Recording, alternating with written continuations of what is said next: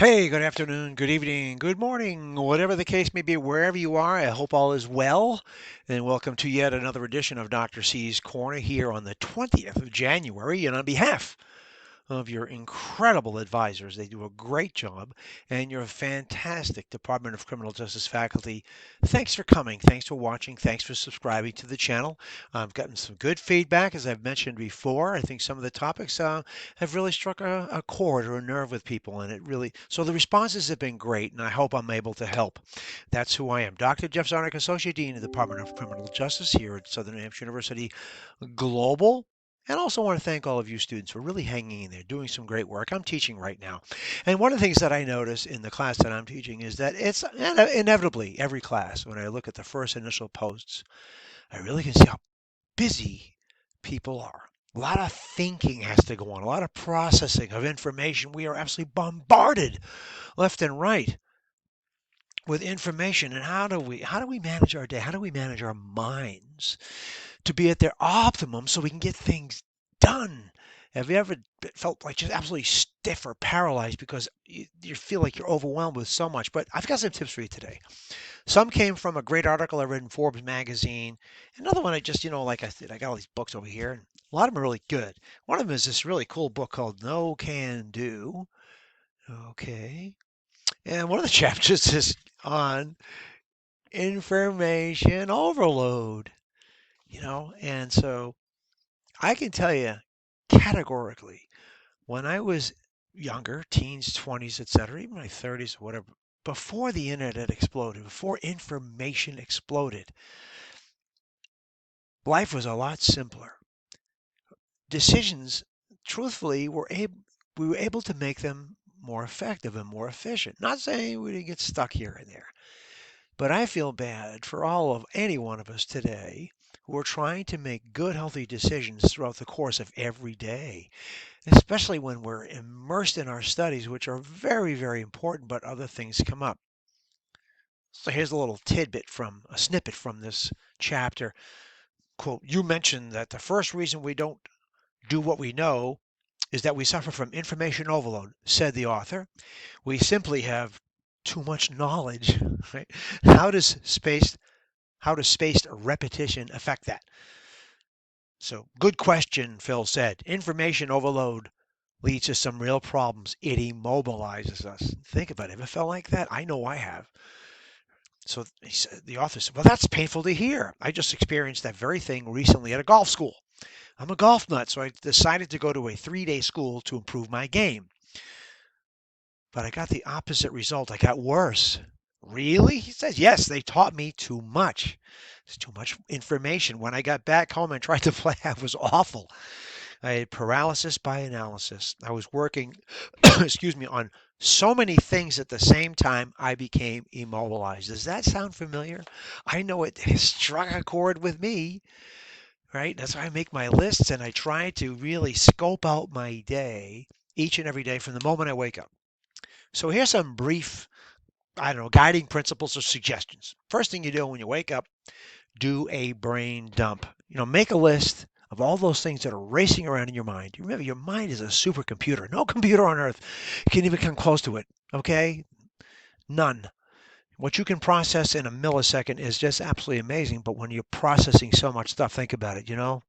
Things wear out. So make a list of those things in your head, write them down, and make them small. When you think in your head, okay, they seem like the gorilla in the room. I'll never overcome that. But once you attack it, you visualize it, you chunk it down, and now it becomes a manageable tidbit, a task to get through. Okay? So when you start thinking about that in conjunction with everything else that's going on, you say, oh my God, this is overwhelming. Number two, the 2-minute rule. Take 45 minutes each day to take care of the what I call the administrivia, minutia, the little things, the emails, the phone calls, all those things that can pile up. But knowing that they're there can drain your cognitive load, your mind, right? Really, so I got to get to it. It's always there, haunting you. So take the time. I'll say, that's it. I've got to get these things done to the best of my ability. Clean my slate.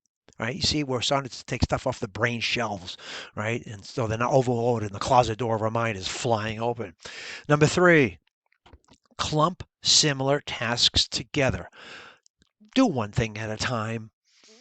Okay, multitasking is a myth.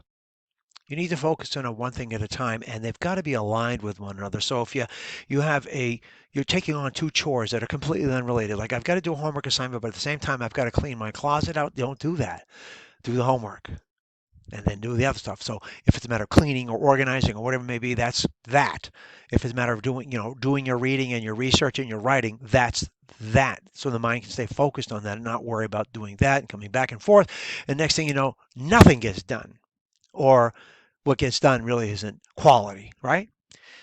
Don't multitask. Loads of decisions are always on your plate, and you've got to make these decisions. Stay with one. That's not easy to do. It's that. I mean, it's not easy because we're pulled in so many different directions, right? And it's not easy to say, I'm just going to do this. You have to kind of be selfish and say, no, I can't do this right now. Stop.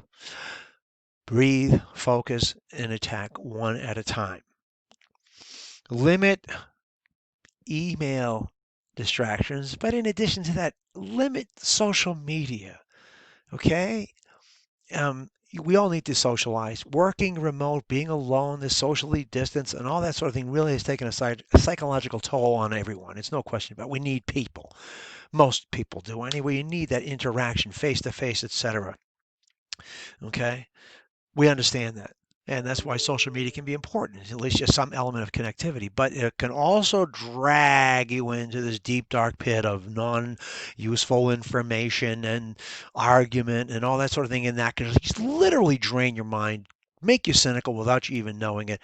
Parse that out, separate that, and make sure you just minimize it or keep it to a minimum so it doesn't affect the times where your energy is most needed to do the things that you need to do to be productive. Get the first thing you wake up in the morning too is, you know what, you guarantee we all have that one or two big tasks excuse me, during the day. We got to get those done. What's that one big task or two? Do those first. All right, this isn't about procrastination. That's another thing, but do that first, and this way you relieve your brain. Okay, you actually allow your brain to recover on the energy you need to get through the day. And your brain energy, according to research, is most vibrant in the morning. Okay? Take breaks during the day or the evening to the best of your ability. I know it's hard. We're all hard workers. All the students I met and faculty, we're all working like crazy, right? And we have to. It's an imperative. We have to work. But if you don't take at least a 15-minute break every 2 hours to calm the mind down, slow your heart rate down, and focus, and sometimes that's when your best ideas for resolution come up. They say Albert Einstein's best ideas when he had these epiphanies is when he went for his 20-minute walk, cleared his mind. And it's okay to daydream.